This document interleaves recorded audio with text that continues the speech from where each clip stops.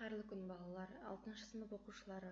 Біз алдыңғы сабақтарда сілтеме, гиперсілтеме деген сияқты тақырыптар өттік. Бүгінгі тақырыбымыз авторлық құқық және плагиат ұғымдары.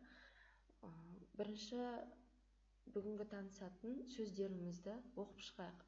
Бүгін авторлық құқық, авторское право, копирайт сөзі, плагиат, плагиаризм сөздері бізде негізгі тірек сөздер. Бүгін біз нені меңгереміз?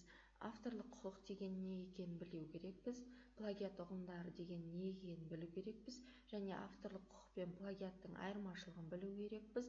Сосын осы авторлық құқықты бұзбау үшін, плагиат жасамау үшін не істеу керек екенін білу керекпіз. Яғни бұл сілтемелерді қою керек деген сөз. Ал енді зияткерлік жекеменшік дегеніміз не? Ол яғни компьютерлік программалар болсын, музыкалық шығарма болсын, драмалық туындылар болсын, әдеби шығарма, яғни әртүрлі осына келтірілген мысалдардың кез келгені бұл зияткерлік жекеменшік болып табылады. Яғни бұл не деген сөз? Бұл сол мысалы әдеби шығармаларды білесіңдер. Өлеңдер, поэзия, прозалар жазады, ақын жазушылар. Олардың өздерінің еңбектері болып саналады. Яғни олар өздерінің креативтілігімен, білімділігімен, өздерінің жинаған еңбектерінің арқасында, оқығандарының арқасында осындай бір шығармалар дүниеге алып келеді. Олар өздерінің уақытын құртады, еңбектерін жұмсайды. Олар сол себепті де өздерінің жасаған шығармаларын басқа біреулерге оңайшылықпен қолдануға, одан пайда табуға мүмкіндік беруге болмайды. Яғни ешкімде пайдалануға құқығы жоқ. Яғни кім пайдаланса, рұқсатсыз немесе кез келген бір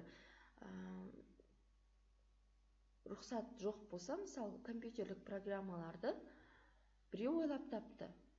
Оны мен келіп өзімнің компьютеріме жүктеп алып, рұқсатсыз қолдансам, менің авторлық құқығым бұзғандығым болып саналады. Мына осы компьютерлік программаны жасаған адамның мен құқығын бұзып, өзім плагиат жасап отырмын деген сөз.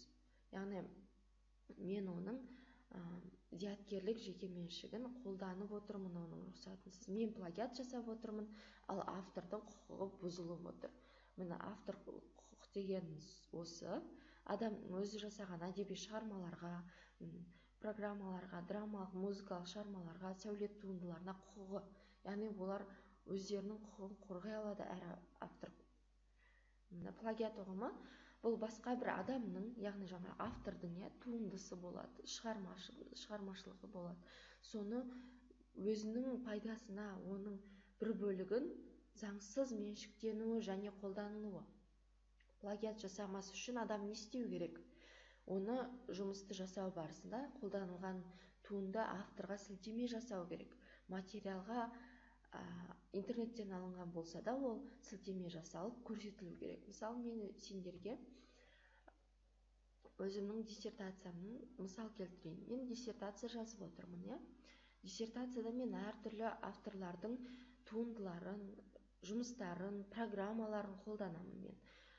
Сондай-ақ, мысалы, газеттерді де қолданамын. Газеттерде жасалынған мақалаларды. Олардың барлығына мен сілтеме жасауым керек.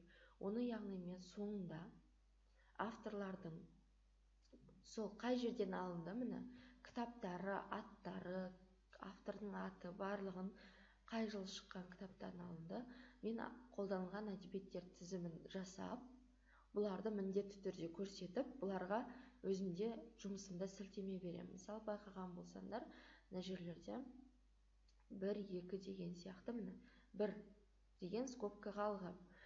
Демек, бұл осы мына жердегі алынған мәліметтер бірінші әдебиеттегі бірінші материалдан алынған деген сөз, мына материалдан.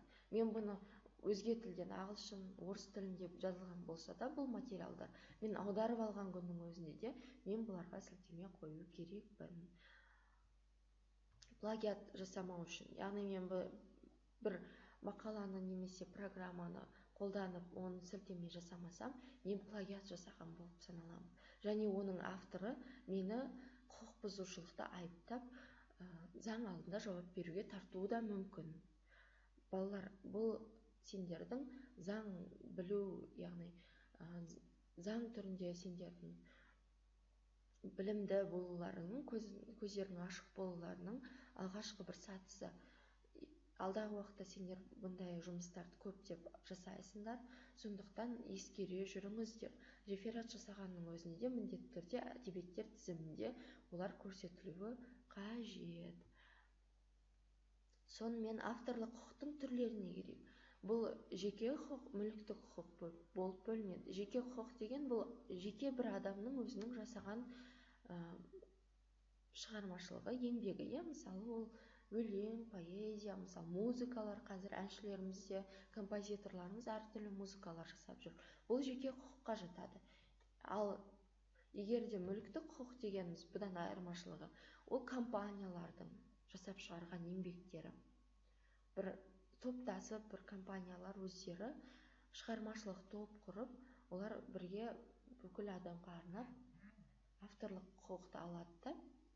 Бір мүліктік еңбек жасап шығарады. Мысалы, ол біздің Microsoft. Microsoft не жасап шығарды? Компьютерлерге арнап операциялық жүйелер жасап шығарды. Ол мүліктік құқық болып есептеледі. Microsoft компаниясының мүліктік құқығы операциялық жүйе Windows. Тағы да мысал, Scratch өздерін пайдаланған.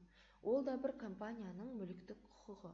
Бір адамның ғана емес, ол компанияның. Яғни бір компания алды да осындай ойынды жүзеге асыру үшін бірнеше адамдарды жұмысқа алды. Бірнеше адамдар осы компаниядағы негізгі бір адамның идеясын жүзеге асырады да, оны программа түрінде жасап шығарады. Демек, жеке құқықтың мүліктік құқықтан айырмашылығы үлкен екен. Сонымен балалар, авторлық құқықты білдіңдер, ол автордың өзінің құқығы. Ал плагиат деген бұл сол авторлық құқықты, яғни еңбектерді пайдаланған кезде ешқандай да бір сілтемесіз оны пайдалану плагиат болып саналады. Плагиат жасамайық балалар. Және авторлық құқықтың екі түрін түсіндірдім. Енді үйге тапсырма жақсылап қарап алыңыздар. Міне, қызықты ақпарат деген жерді оқысаңыздар, міне, бүгінгі күні мәтіндік ақпаратта плагиаттыққа тексеретін арнайы программалар бар деген. Осындай программаларды интернеттен іздеп көріңіздер. Қандай ол программалар екен? Оны қалай плагиатқа тексереді екен? Мысалы, бізде, мен диссертациямды жазған кезде, университетім қорғаудан алдын, мен диссертацияны басылымға шығармастан алдын антиплагиатқа, яғни қаншалықты плагиат жасалған екен, соны тексеретін бір программаға салады. Сендерге тапсырма сол программаларды іздеп, тауып көріңіздер. Қандай ол программалар? Міне, плагиаттыққа тексеретін арнайы программалар. Осы сендерге үйге тапсырма. Келесі сабақта сұраймын. Келесі сабақта зуммен шығып, барлығымыз осы сабақты талқылайтын боламыз. Міндетті түрде барлығыңызды зумда күтемін, сілтеме жіберемін конференцияға. Сонымен балалар, сау болыңыздар. Түсінбеген жерлеріңіз және сұрақтарыңыз болса, маған, мұғалімге міндетті түрде жазыңыздар.